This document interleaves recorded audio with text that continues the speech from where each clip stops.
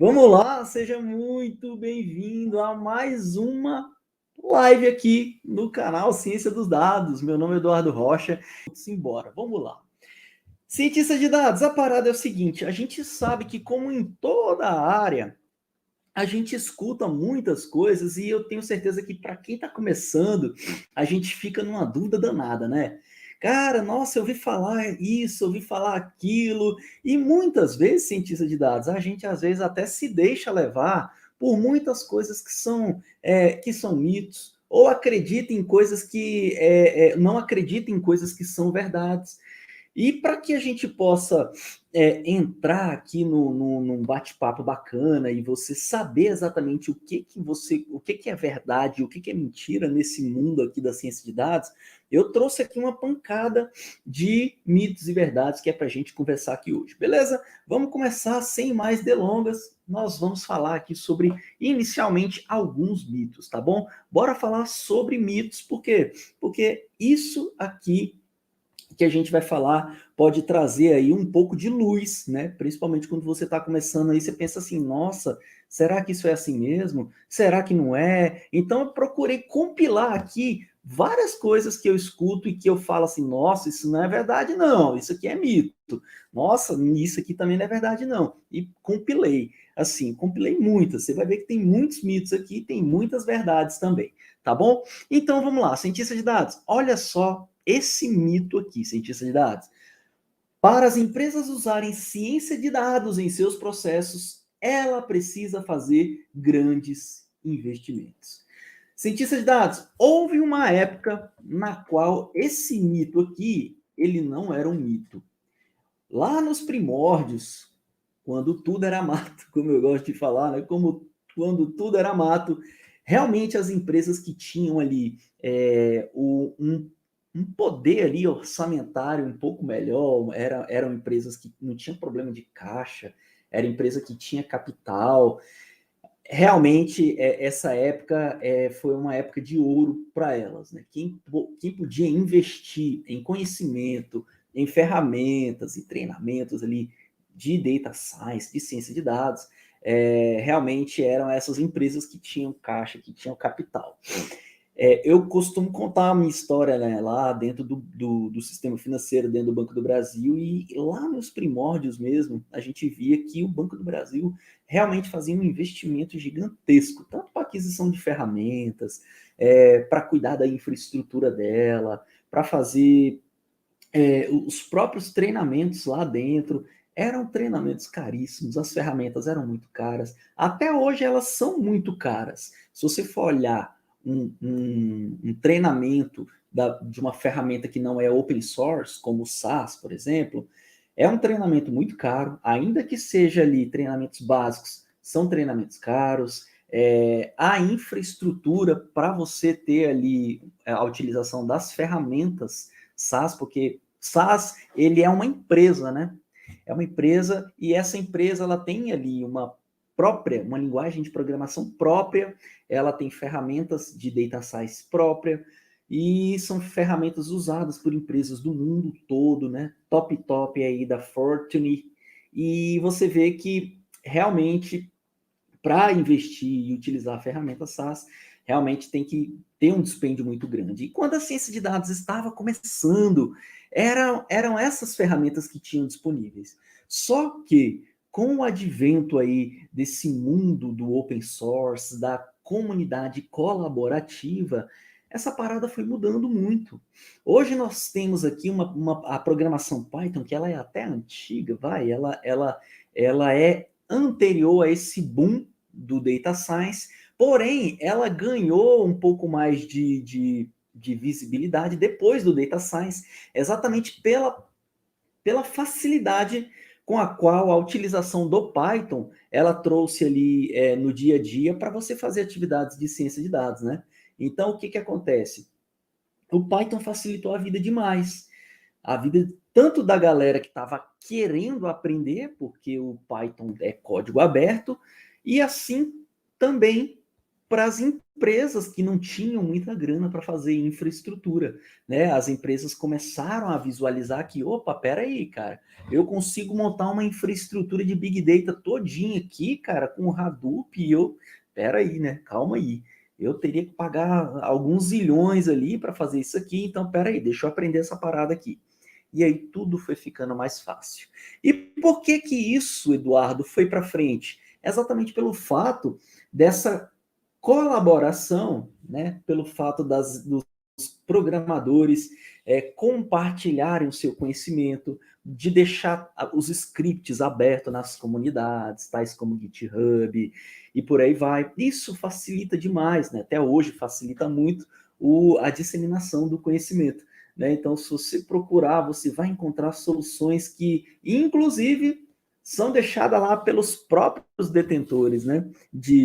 Pelos próprios proprietários intelectuais. O cara deixa lá, ele até faz um serviço de venda aqui. Eu mostrei para vocês aquele caso de uma solução de inteligência artificial que ela utiliza deep learning, utiliza transformers, que eles aumentam ali o poder. Ele é uma solução de visão computacional que aumenta a qualidade das imagens, né? Então, ela tem ali por trás, são máquinas preditivas com deep learning. E esse cara, ele criou uma solução, a gente viu lá o próprio site.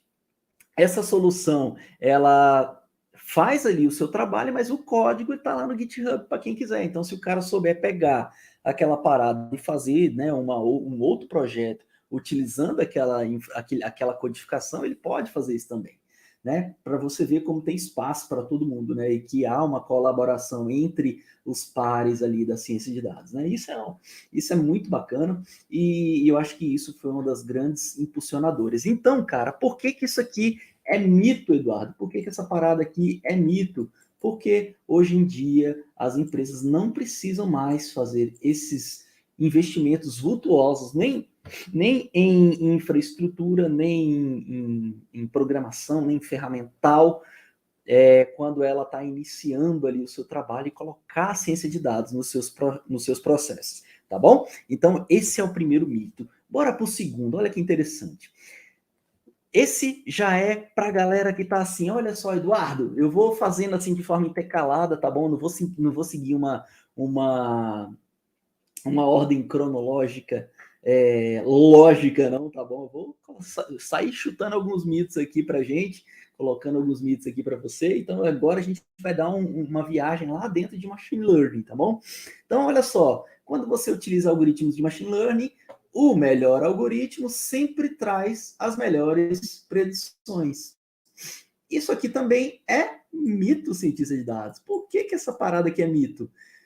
Eu já vi alguns exemplos, já trouxe aqui para vocês alguns exemplos, inclusive em aulas aqui no canal, que muitas vezes, dependendo dos dados, né? Então, depende de várias coisas, não depende só do algoritmo, né?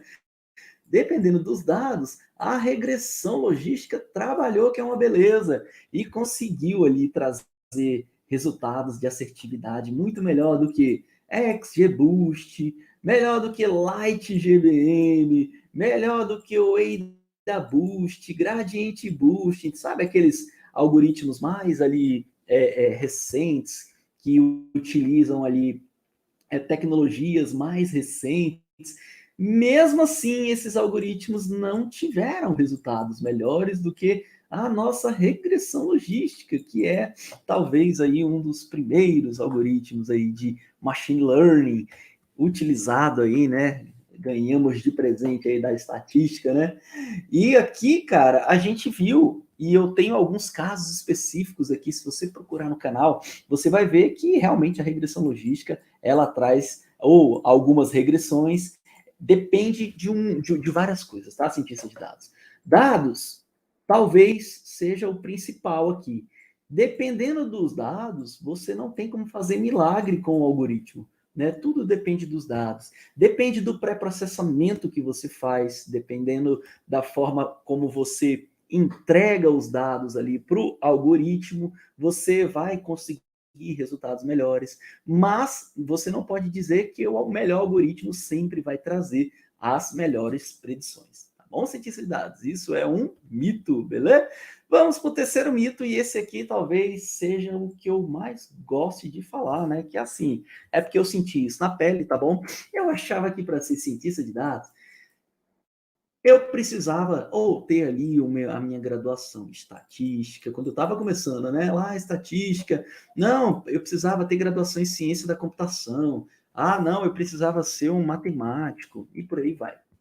A cada dificuldade que eu tinha, eu já me via ali me enveredando para uma graduação específica.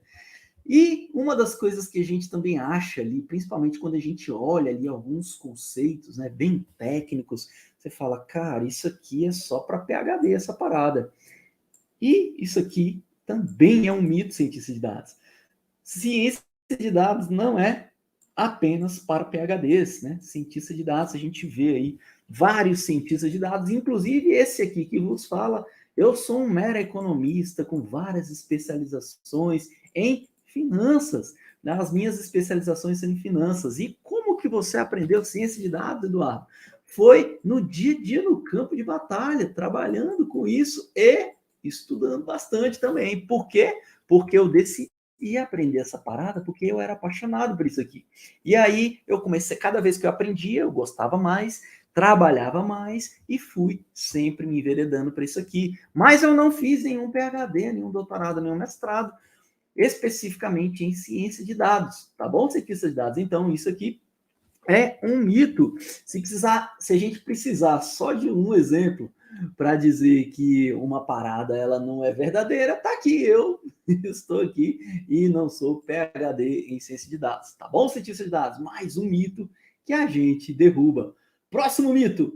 Nossa, isso aqui a gente escuta demais. A ciência de dados elimina o preconceito humano. Cientista de dados, o que a gente utiliza para criar ali as máquinas preditivas com machine learning? Diz aí, cientista de dados, o algoritmo sozinho faz máquinas preditivas e aplicações de ciência de dados? Não faz, né, cientista de dados? A gente usa os dados. Se a gente tiver ali olhando uma amostra de dados e essa amostra de dados contém ali no seu cerne preconceitos, seja ele de cor, de raça, né, de gênero, a gente vai capturar essa parada. A gente não passa ali, a gente não utiliza os dados para o algoritmo treinar. O resultado da máquina preditiva não é exatamente o treinamento que foi feito com os dados, então por isso que é muito importante, todas as vezes que a gente estiver fazendo qualquer trabalho, os dados precisam ser muito bem tratados, muito bem escolhidos, para que a gente não faça ali extrapolações além daquilo que é o que a gente está constatando ali, tá bom? E aí a gente já vê algumas coisas, alguns acontecimentos exatamente falando, né? Puxa vida, a IA, ela está trazendo aqui com essa evolução aí da sua aplicação, da sua aplicabilidade na nossa sociedade, o preconceito. E, na verdade, cientista de dados, ela só está refletindo aquilo que a nossa sociedade é, aquilo que a gente é. Então, é muito importante que a gente preste bastante atenção e entenda quem é ali, quem são os verdadeiros culpados, beleza?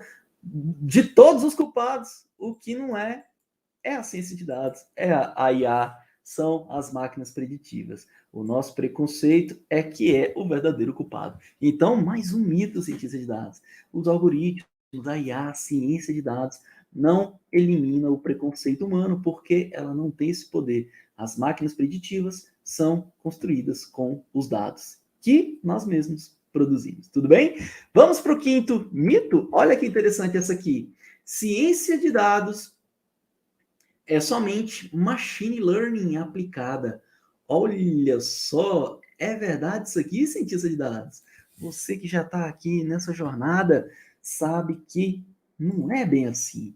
Nós temos o pipeline da ciência de dados e o pipeline da ciência de dados ela traz aqui várias fases que são totalmente interligadas, interconectadas umas com as outras, e a gente não pode fazer nenhum trabalho sem que elas estejam ali trabalhando juntas na engrenagem. Por isso o nome pipeline. Se a gente não tiver cada uma dessas tubulações ali, dessas pecinhas, a gente não consegue construir as nossas aplicações. Nós precisamos de todas elas. Nós precisamos, sim, das máquinas preditivas construídas com machine learning. Nós precisamos, sim, de um bom, a gente acabou de ver aí o exemplo de ter um pré-processamento de dados bem feito, ela vai ajudar a termos resultados mais assertivos, mas também precisamos analisar os dados. Eu não posso sair jogando qualquer variável, né, que eu encontrar aqui, que eu tenho no meu hall de variáveis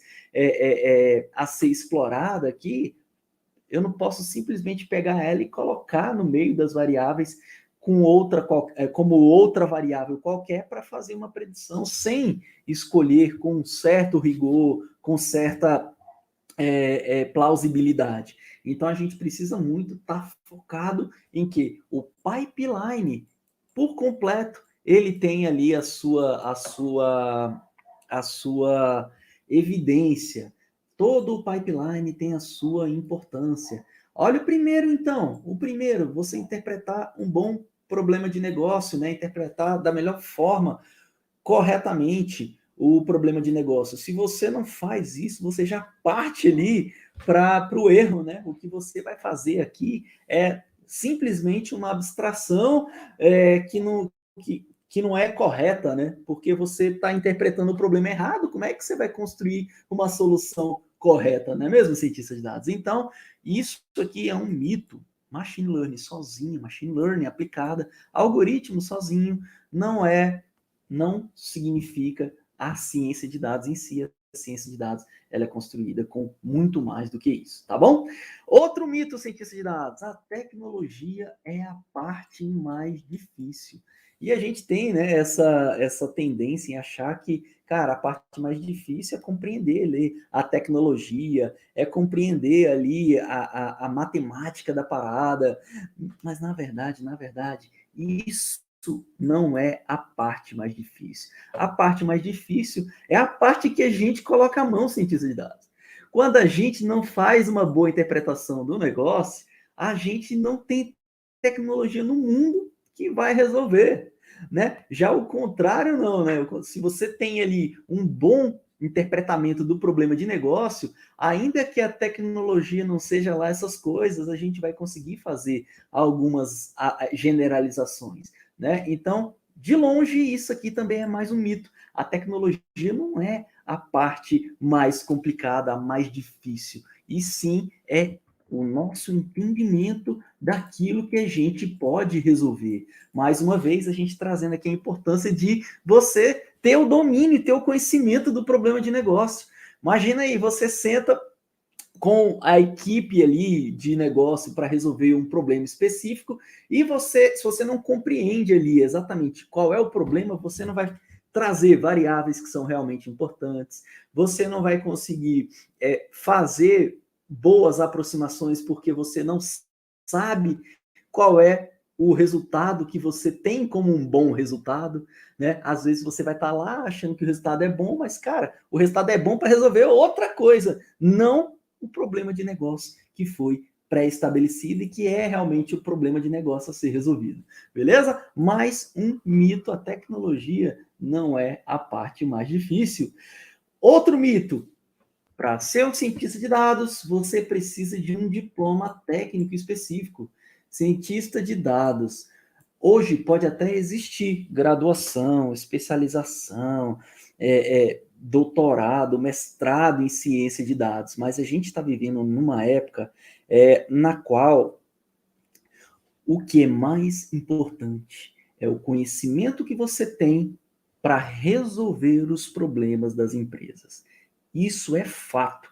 Não adianta você ter um diploma, porque o diploma ele é simplesmente um papel quando você está competindo com um cara que tem o conhecimento que a empresa precisa.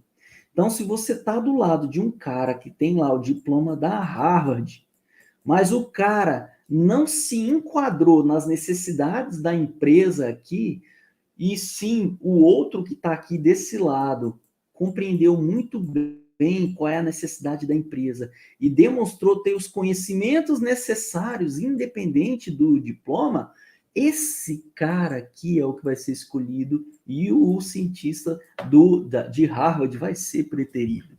Por quê? Porque as empresas estão um pouco se lixando para o diploma, essa é a real. Tá? A gente vive numa sociedade, eu estava até acompanhando, eu gosto muito de acompanhar a Startse, porque ela é ali, para mim, o melhor meio de comunicação para esse mundo de inovação, né? Esse mundo de startups, esse novo mundo, né?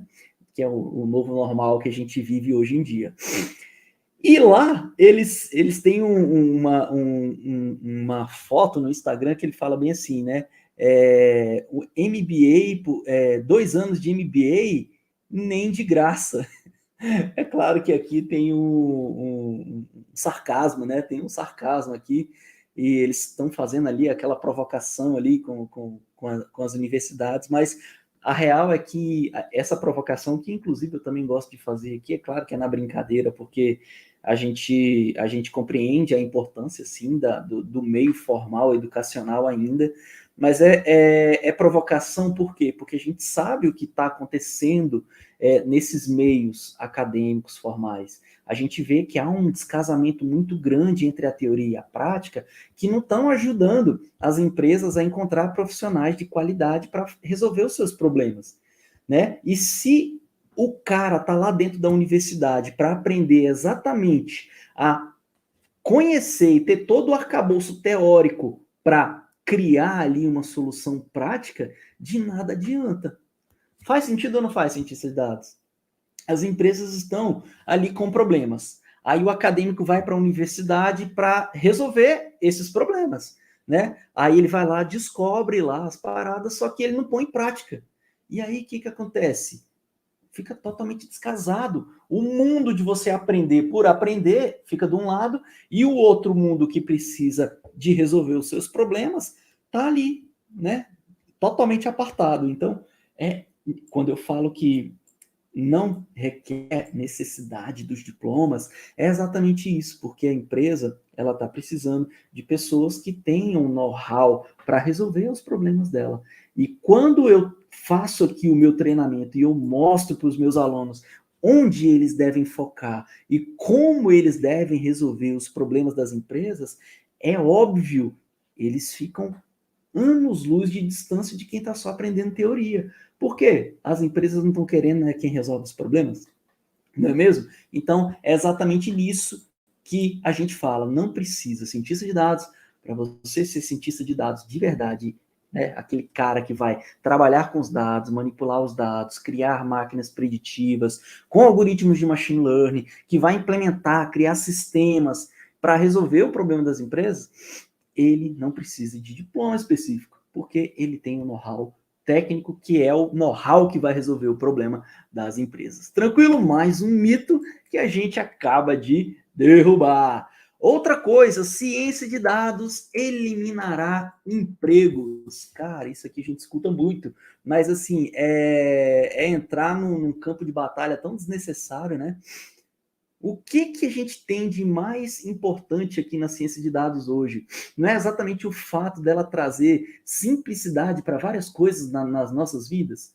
Olha aí o Uber, cientista de dados. Olha o Spotify. Tava falando com meu filho esses dias aqui que, cara, eu achava o máximo quando eu pegava a radiola do meu pai e aí eu apertava o REC, o play, o pause e aí esperava a música tocar na rádio para depois eu sair correndo lá e pum, apertar o pause lá para gravação da minha fita cassete, pegar aquela música que eu gostava de ouvir. E hoje o moleque tá lá, velho, ouvindo Spotify, 3 milhões de bilhões de música e, cara, tá insatisfeito ali, não tem, pô, não toca o funk pesadão aqui do Sobradinho 2. Pô, claro que não, esse cara nem colocou Spotify ainda, mas fala sério, né? Vai ter muita música, acho que agora tem todas as músicas, né, para falar a verdade.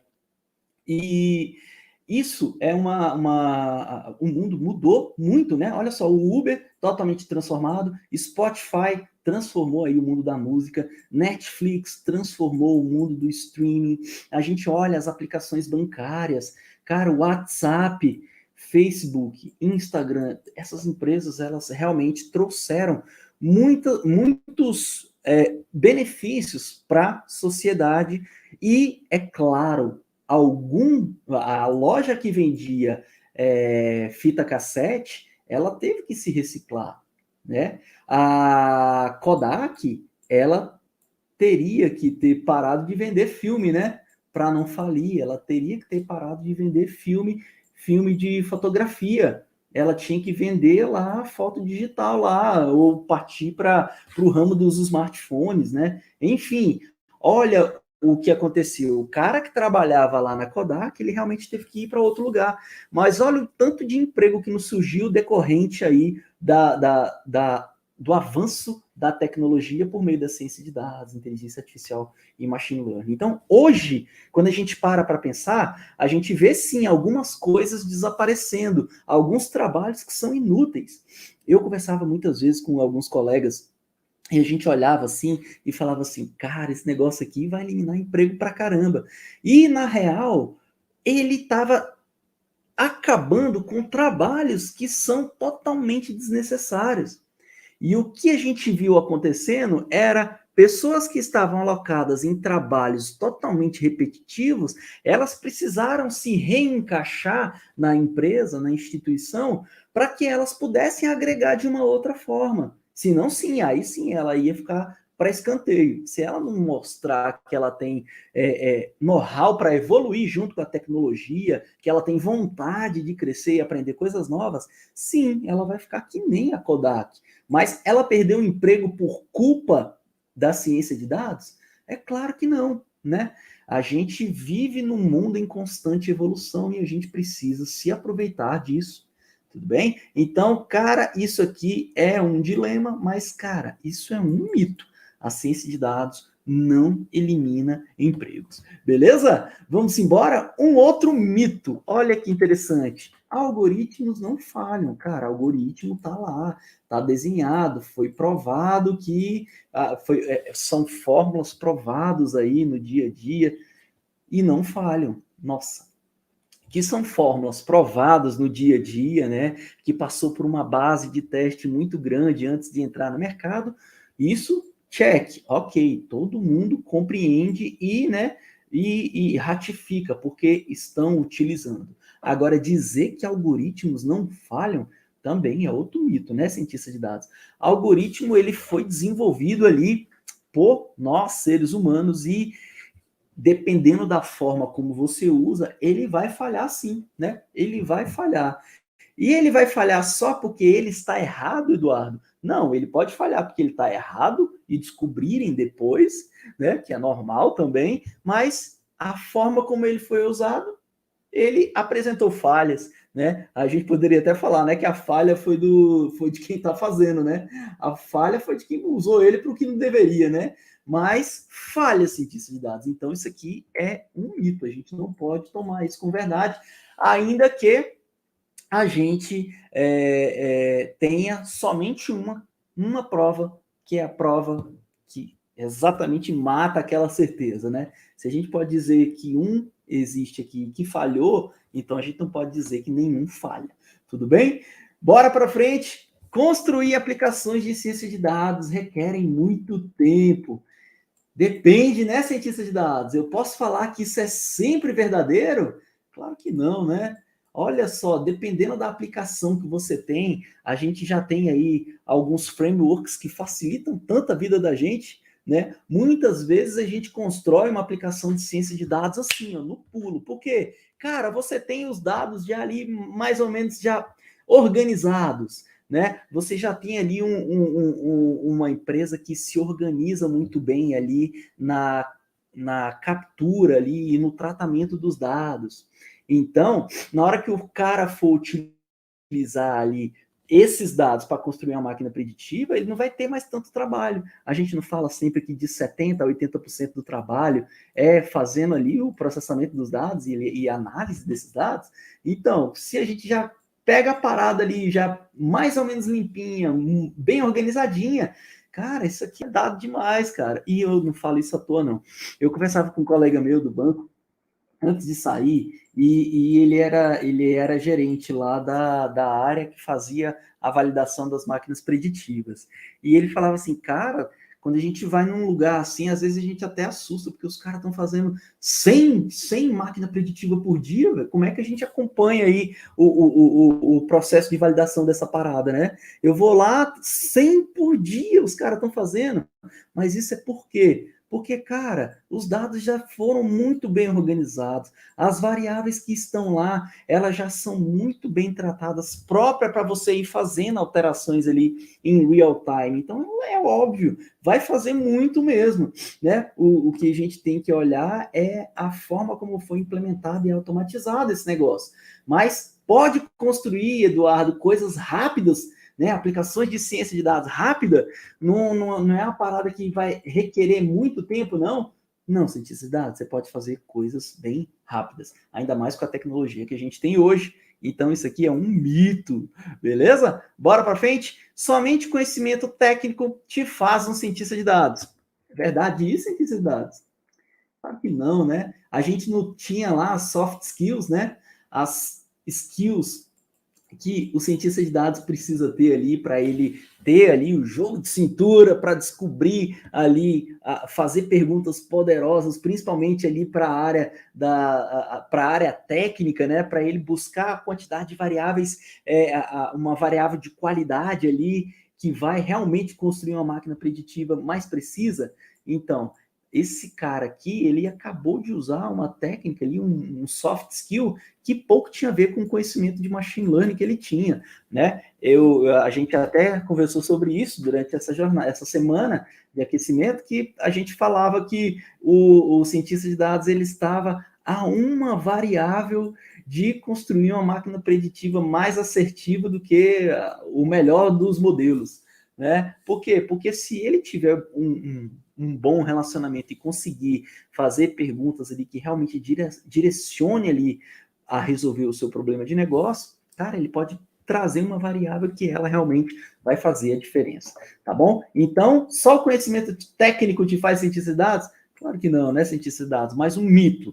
Tudo bem? Ciência de dados é modinha. Nossa senhora, eu ouvi tanto isso na época. Ciência de dados é modinha. E cientista de dados, hoje, mais que nunca, a gente vê que o que não é modinha, né? Ciência de dados, ela já deixou de ser uma incógnita, e inclusive para os gestores das empresas, né? Os gestores já enxergam a ciência de dados como uma área tão vital quanto o marketing, né? A gente não fala que o marketing é muito importante. Ciência de dados é tão vital quanto o marketing, e isso são os próprios gestores que estão falando. Então, mito, né, galera? Outro mito, cientista de dados precisa ser um cara de TI para ser cientista de dados. É verdade isso, cientista? Claro que não, né? A gente está aqui já conversando sobre isso há algum tempo. Então, o cara é um bom estatístico, ele não tem nada a ver da área de tecnologia, né? O cara é um bom matemático, um bom economista, um cara que sabe a programação, vai conseguir trabalhar com ciência de dados? Sim. O cara se formou em Direito, mas ele gosta muito de Python e ele aprendeu muito ali sobre os algoritmos de machine learning, consegue desenvolver aplicações. Então, não precisa ser de TI para ser cientista de dados. Não é não, cientista de dados? Bora para frente. Outro mito. Precisa ser especialista em programação, estatística e matemática para ser cientista de dados? Claro que não, né? Pensou precisar ter que me especializar em matemática e estatística, né, para eu ser cientista de dados, né? A gente incorre no mesmo mito aqui de cima. Mercado de ciência de dados é muito fechado. Quer mercado mais aberto, colaborativo do que o mercado da ciência de dados, né? Quer o mercado mais aberto? O cara vai lá, constrói uma aplicação, deixa gratuita lá no GitHub, continua tocando seu trabalho, aprendendo outras coisas, e mesmo assim o cara compartilha suas ideias. Então, mais um mito, né? Mais um mito que a gente caía. Quando a gente olha, assim, tem a gente teve uma era na qual você guardar informações era um sinônimo de poder para você. Engraçado que eu até vivi em cientista de dados. Presta atenção nisso que eu vou falar. Eu até sofri um pouco na mão de algumas pessoas dentro de algumas instituições por conta disso aqui, ó.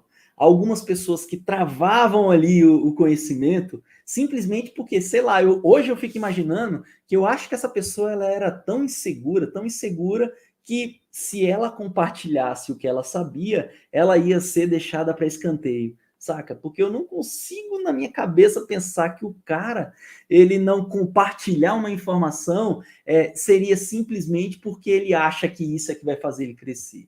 Né? Eu acho que ele devia ter ali algum receio, algum medo de alguma coisa do tipo, porque eu já via isso sim, né, da galera antigamente guardar o conteúdo ali só para ele, não explicar o que ele sabia, por mais que era um colega de trabalho que estava precisando, né? Mas eu acho que isso hoje em dia não é o que acontece, muito pelo contrário, e conforme a gente viu aqui, provamos aqui isso na prática, né, cientista de dados, que a galera compartilha. Ciência de dados é compartilhamento. É preciso ter um poder computacional e investimento em infraestrutura enorme para fazer ciência de dados. Cientista de dados, você, com sua máquina, você faz ciência de dados. E eu vou além. Com a máquina virtual do Google, você faz ciência de dados e consegue criar aí várias aplicações para as empresas do jeito que você tem, de forma gratuita aí. Então, isso aqui é um mito. Foi-se a época que a gente precisava de grande infraestrutura, inclusive, né? Hoje em dia as empresas elas não têm mais nem as próprias máquinas, porque elas pagam os serviços de cloud, cientista de dados. O poder computacional, de armazenamento, de memória, processador mesmo, saca? Tá tudo em cloud, AWS, Azure, Google Cloud, plataforma. Então, assim, hoje em dia, isso aqui não requer ali um poder muito grande de investimento em infraestrutura, é mais um mito. E bora para o último mito aqui, eu acho que esse é o último mito, hein? Ó, ciência de dados só serve para grandes empresas ou organizações milionárias. Cansamos de ver isso aqui, né, cientista de dados? Isso aqui é mito. Bora para verdades aqui, olha só que interessante. Ciência de dados é multidisciplinar, né, cientista de dados? Você vai precisar, sim, saber estatística, vai precisar saber programação, vai precisar saber de business problem, né, de business intelligence, é multidisciplinar, você acaba aprendendo muita coisa, né? Ó, verdade, a busca por profissionais aumenta a cada dia. É óbvio, você vê aí os portais de notícia, se você jogar uma pesquisa de ciência de dados dentro aí de um Glass, de um Indeed, de um LinkedIn da vida, você vai ver aí a quantidade de procura por profissionais de ciência de dados. É algo grandioso. Não se deve focar somente na assertividade das máquinas preditivas, mas sim na sua interpretabilidade. Isso aqui é uma outra verdade, que é uma verdade bacana, que eu gostaria que você levasse para consigo aí no seu dia a dia. Também, tão importante quanto construir máquinas preditivas que acertem, é você construir uma máquina preditiva que você consiga interpretar de forma a dizer quais são as variáveis mais importantes, né? Isso você vai ver muito bem durante a jornada. Você vai construir máquinas preditivas e você vai sim precisar compreender ali quais são as variáveis que mais impactam ali, ainda mais quando a gente constrói aplicações da área da saúde. Beleza? Outra verdade, cientista de dados. Projeto sem planejamento das atividades do pipeline da ciência de dados nascem mortos. Fase 1. Qual é, cientista de dados? Entender o problema de negócio. Se você não entende, morreu. Análise exploratória. Se você não faz uma boa análise exploratória, você muitas vezes não consegue construir, trazer variáveis ali com valor para a sua máquina preditiva, então morreu também. Falta de variáveis. Pré-processamento dos dados. Se você joga os dados de qualquer jeito, morreu a máquina preditiva. Se você não tem um bom conhecimento dos mais diversos algoritmos e de como eles podem ser usados, morreu também. Então, ou seja, se você não cuida ali do pipeline, faz um bom planejamento, desde daquela fase inicial de você compreender onde estão as variáveis, ou melhor, antes ainda, quais são as possíveis variáveis, que talvez sejam um dos problemas também, que principalmente a galera que está começando tem muita dúvida, né, Eduardo? Cara, todo zero aqui, o planilhão tá zero, o que eu faço? Né? Essa fase de planejamento inicial que você vai ter ali, que ter um empenho muito além do técnico, né, para sentar com a equipe de negócio e ter tempo para debater, para conhecer realmente aquilo que é importante, cara, o nosso projeto vai nascer morto, beleza? É uma outra verdade. A fase mais importante do pipeline da ciência de dados é a interpretação do problema de negócio. Por quê? Porque a gente pode errar em várias outras coisas, que o que pode estar custando aqui para a gente é uma diminuição da assertividade, uma diminuição do desempenho, mas se você erra aqui, cientista de dados, na interpretação do problema que você quer resolver, aí não tem jeito. Por isso, essa fase sim é a fase mais importante. Tranquilo? Outra verdade, deve-se buscar a generalização das máquinas preditivas. Olha só, se você não buscar uma generalização, o que pode acontecer?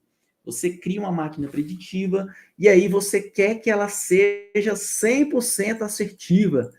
Cientista de dados, isso aqui é quase a gente querer descobrir o sexo dos anjos. Por quê? Porque é muito difícil você criar uma máquina preditiva com os mais diversos dados aí que vá realmente acertar 100% de todos de todos os testes que você fizer. O que acontece é, se você está acertando 100% aqui, pode ser o problema do overfitting, né? Então você acerta muito, mas você está só olhando os dados de treino. Ah, então dá o dado de teste aí para ver se ele está acertando tudo mesmo, né? E aí é que entra a generalização, né? A gente está sempre querendo que a máquina preditiva acerte dados novos, porque se você ficar olhando só para o dado de treino, a gente não generaliza. E aí quando vier coisa nova, a gente fez uma máquina preditiva que não adianta de nada. A gente não faz a máquina preditiva, não é para você fazer novas predições, né? Então, a generalização deve sim ser buscada no processo de construção de máquinas preditivas. Dados variáveis não direcionados ao negócio não contribuem em nada. Isso é um fato, cientista de dados. Imagina aí, você está querendo fazer a previsão ali de uma previsão de se o seu cliente vai adquirir um produto seu ou não. Faz sentido você saber se vai fazer lua cheia amanhã e colocar essa variável aqui para descobrir se esse cara vai comprar o seu produto ou não, né? A variável lua cheia, ela é importante, cientista de dados? Claro que não. Por quê? Porque você colocou um problema totalmente, colocou uma variável que não tem nada a ver aqui com o negócio. Então, esse dado não contribui em nada. Então, a gente tem que ter muito cuidado na hora que a gente insere variáveis aí para construir máquinas preditivas, tá bom? Uma outra verdade é exatamente isso, né? Dados precisam ter qualidade. Se você não tem qualidade na obtenção dos dados, não adianta, você não vai ter bons resultados. Um professor falava para mim que se você joga lixo dentro da máquina preditiva, do outro lado só pode sair o quê? Lixo, cientista de dados. Eu vou dar um exemplo aqui bem interessante. Olha só. Quando a gente está começando, né? Quando eu estava começando a fazer o meu trabalho público aqui com ciência de dados, eu iniciei as redes sociais, né? Então, fui lá, criei o YouTube, Facebook e tal, Instagram. E aí, o Facebook, Instagram, é lógico, não tinha as milhares de pessoas que tem lá. Tinha, sei lá, 10, 20. Só que uma coisa que é bem interessante quando a gente está iniciando é que a gente quer mostrar um pouco da nossa autoridade, que a gente ainda não tem no meio digital. Então a gente fica tentado a correr ali em subterfúgios, tais como, eu não vou mentir não, eu já tive essa tentação também, sabe? Que é de comprar seguidores. Só que olha só o que acontece, cientista de dados. Você pensa, vou comprar aí só uns 10 mil, só para dizer que eu tenho autoridade aqui e tal. Só que olha a importância da ciência de dados nessa parada que eu estou te contando. Experiência própria. Se eu tivesse feito essa parada, hoje, para encontrar você, para você aqui participar do meu conteúdo, eu ia estar sofrendo que nem um louco. Sabe por quê? Quando eu decidi fazer a jornada Ciência de Dados, eu fui lá no Facebook e falei, Facebook, tem como você utilizar o seu algoritmo aí para trazer pessoas parecidas aí com o Nicolas, com a Thaísa, com a Tássia, com o Márcio, porque eu sei que essas pessoas elas vão gostar de aprender aqui ciência de dados e tal. Você pode trazer essas pessoas aí para mim? Aí o Facebook ia falar assim, sim, você tem alguma base parâmetro aí? Aí eu ia falar, pô, tenho os meus alunos. E aí eu peguei os meus alunos e falei, aí Facebook, olha as pessoas que são parecidas com os meus alunos e traz elas aqui para mim. Só que, cientista de dados, eu cheguei e falei para o Facebook assim, ó, além disso, eu tenho as pessoas que me seguem aqui, ó, eu tenho 10 mil seguidores aqui, ó, Facebook, traz pessoas parecidas com os meus seguidores para mim, e aí sabe o que ia acontecer? Geralmente, quando as pessoas compram seguidores, os seguidores são tudo pessoas que não existem, são tudo robozinhos, são tudo fake. E aí, sabe o que o Facebook ia trazer para mim quando eu desse essa regra para ele e falasse assim, ó, Facebook, traga pessoas parecidas com os seguidores que eu tenho aqui? Ele ia trazer, sabe o quê? Lixo, ele ia trazer pessoas fake. Por quê? Porque é assim que o algoritmo foi desenvolvido. Ele ia procurar pessoas semelhantes aos robozinhos. Por quê? Porque as pessoas que estão lá navegando na rede, como nós, pensa aí, você foi lá e curtiu uma placa da NVIDIA, você curtiu um outro canal de Data Science, você curtiu matemática, estatística, programação, você estudou isso, e aí o Facebook olhou tudo isso e trouxe você aqui para conversar comigo.